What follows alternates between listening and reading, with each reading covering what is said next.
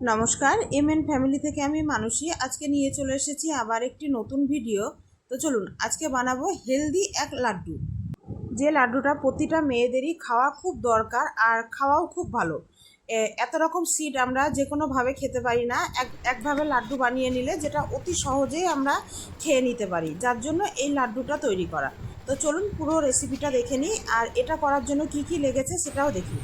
এখানে নিয়েছি খেজুর নিয়েছি, খেজুরটা মানে বাটির মাপে নিয়েছি, বাটির মাপে ডবলভাবে খেজুরটা নিয়েছি। আর নিয়েছি এখানে এক বাটি মুসনে, আর নিয়েছি এখানে এক বাটি আমন্ড, এটা হচ্ছে কুসুম বীজ, আর এটা নিয়েছি পামকিন সিড, আর তারপরে নিয়েছি কাজু, আর নিয়েছি কিশমিশ। এগুলো সব নিয়েছি। আর নেব সাদা তিল, এগুলোকে বেশ প্রথমেই ভালো করে রোস্ট করে নেব।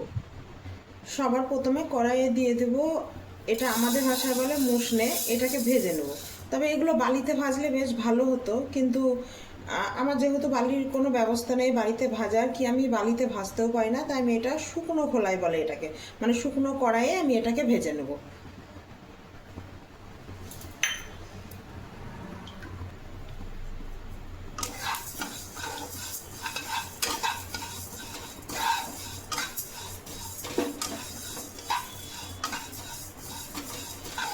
এইভাবে খুব একটা জোরে হিট দেবো না, হালকা হিটে এটা ভাজতে হবে, নাহলে পুড়ে যাবে আর ভেতরগুলো সব ভাজা হবে না। আর এটাকে বারে বারে এইভাবে নাড়তে হবে।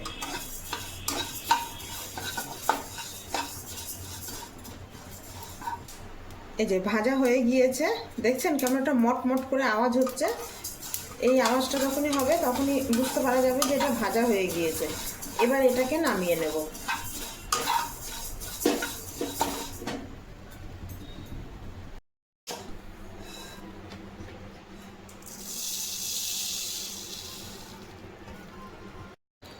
এবার এর মধ্যে দিয়ে দেবে কুসুম বীজগুলো।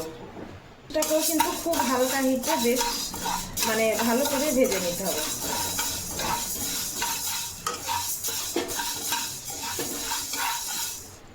এবার এর মধ্যে দিয়ে দেবো সাদা তিল, এটা দিয়েও বেশ ভালো করে ভেজে নেব। যখন ভাজা হবে না এমনিই বোঝা যায়, একটা অন্যরকম একটা সেন্ট আসে এগুলো থেকে। এই যে ভাজা হয়ে গিয়েছে, এবার এগুলো সবটাই আমি নামিয়ে নেব।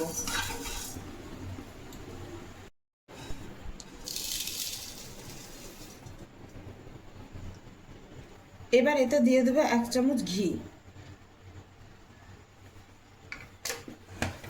একটা এলাচ দিয়েছি। এবার দেব আমন্ড, আর দেব কাজু, আর দেব পামকিন সিড, যেটা ওই মিষ্টি কুমড়োর বেচনের ভেতরটা বার করা।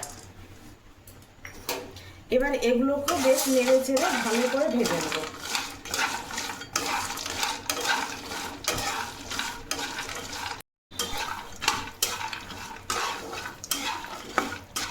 এটাকে বেশ ভালো করে ভেজে নিতে হবে। এটাকেও কিশমিশটাও দিয়ে দিয়েছি, আর তার সাথে যত ভেজে রেখেছিলাম সিডগুলো সেগুলোকেও সব দিয়ে দিয়েছি। এবার এটাকে দিয়েও বেশ ভালো করে নেড়ে চেড়ে নেব।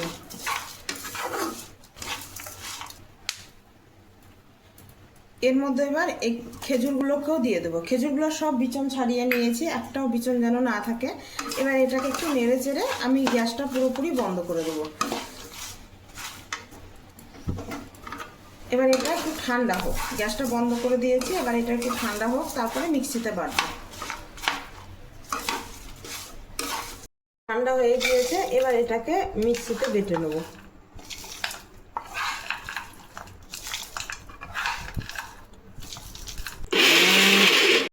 এই যে পুরোপুরি পেস্ট হয়ে গিয়েছে, এবার এটাকে এর মধ্যে ঢেলে নিলাম।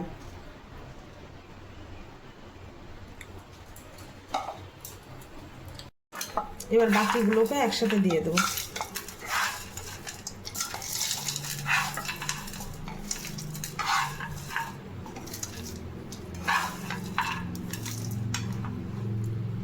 বাকিগুলো সব হয়ে গিয়েছে, এবার একসাথে সবগুলোকে রেখে লাড্ডু মানে গোল গোল শেপ দিয়ে লাড্ডু তৈরি করে নেব।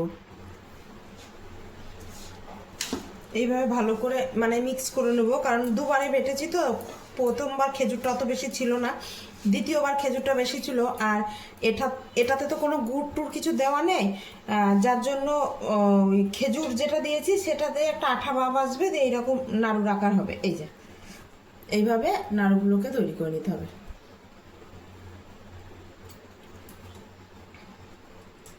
এই যে বুঝলেন, খেতেও কিন্তু নাড়ুটা বেশ সুন্দর লাগে।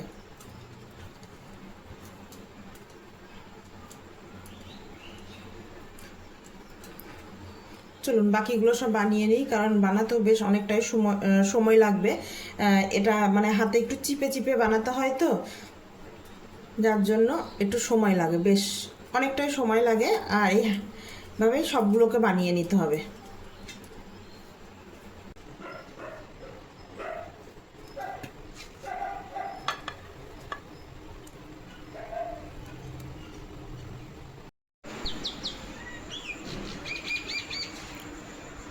এই যে পুরোপুরি লাড্ডু বানানো আমার হয়ে গিয়েছে, দেখুন কি সুন্দর হয়েছে, তাই না?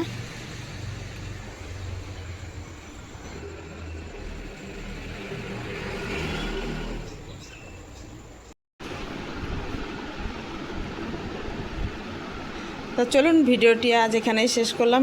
ভিডিওটি কেমন লাগলো জানাবেন। ভিডিওটি যদি ভালো লেগে থাকে একটা লাইক করে দিন, আর চ্যানেলটি সাবস্ক্রাইব করে দিন। আসবো আবার কোনো নতুন ভিডিও নিয়ে। আর ভিডিওটি কেমন লাগলো কমেন্টে জানাতে কিন্তু কেউ ভুলবেন না। কেমন হয়েছে?